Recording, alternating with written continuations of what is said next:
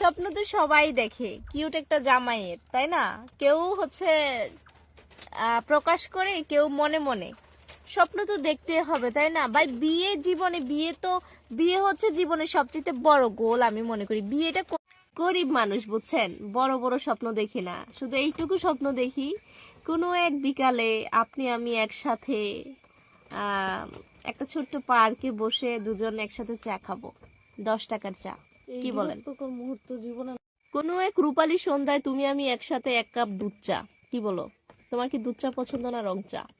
আমার তো অবভিয়াসলি দুধ চা, কারণ দুধ চা ছাড়া জমে না। আর তুমি যদি থাকো সাথে, এই যে শোনেন, আপনি চাইলেও আমার, না চাইলেও আমার, বুঝছেন? আপনি শুধু আমার।